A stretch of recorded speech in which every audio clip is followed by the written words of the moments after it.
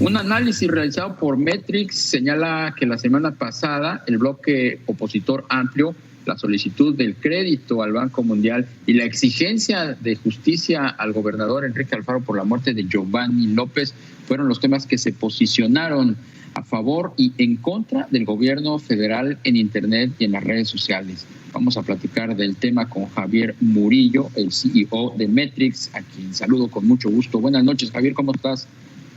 Buenas noches, Darío. ¿Todo bien por acá? Qué bueno. Entonces, estos fueron los tres temas que jugaron a favor o en contra de la posición presidencial. A ver, hay un punto antes de entrar a los temas. Ya se dejó de hablar del coronavirus, eso es importante. Las semanas anteriores habíamos hablado mucho de la infodemia durante el coronavirus, todos estos temas a favor o en contra del gobierno durante el coronavirus. El presidente, con esta habilidad que tiene para mover la aguja y poner agenda, con la salida a partir del 1 de junio, lo que comenzó a pasar es que la discusión también cambió. Uno de los puntos que me parecen más interesantes es que volvió a poner la agenda y la alejó de los temas del coronavirus, del confinamiento, de la economía y los que no le convenían tanto. Ahora, ¿tú crees eso, realidad, Javier? ¿Tú crees que el presidente esté así con tanta facilidad moviendo la agenda? Yo no creo. Yo creo que el presidente insiste en desviar la atención, pero los críticos y sus adversarios tienen bien posicionados los temas y eso es lo que más le molesta. Sí, ahora lo voy a aterrizar. Una cosa es que lo intentara y otra cosa es si le fue bien o mal, y es a lo que voy. Fíjate, tienes toda la razón. El 64% de la opinión pública está en contra de las acciones que está tomando. No solo hablando de los temas del coronavirus o de la salud, y si volvió a crecer la curva al doctor Gatell le va peor que en muchas semanas, sino que el tema de la BOA, que al principio se empezaron a desmarcar aquellos que habían sido mencionados.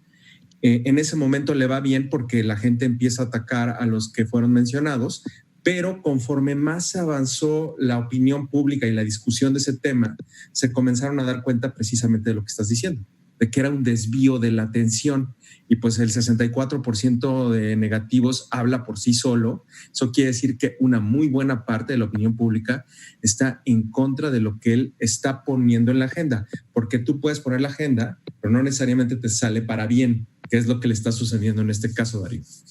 Y no solamente pone la agenda y se la batean, sino que vuelven a poner sus opositores y sus seguidores en la agenda los temas realmente importantes, que no hay que perderlos de vista. Los temas realmente importantes en este país siguen siendo el no control de la pandemia, la crisis económica, la ausencia de una salida viable y el tema de la inseguridad que sigue creciendo. Yo creo que eso es lo que le preocupa a los mexicanos, por más llamaradas o bolas de humo que lance el presidente.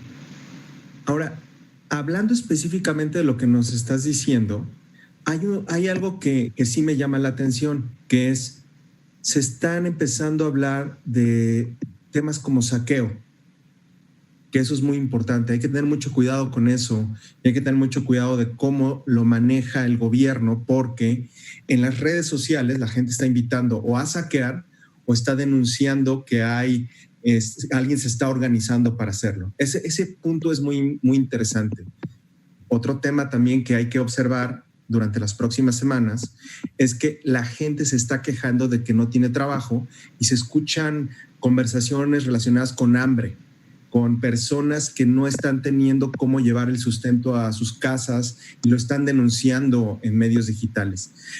Estos dos puntos también hay que observarlos porque no sabemos cómo vaya a entrar julio, agosto, septiembre, que se va a reventar la ola de más contagios, menos recursos y gente tratando de hacerse, de llevarle el sustento a su casa.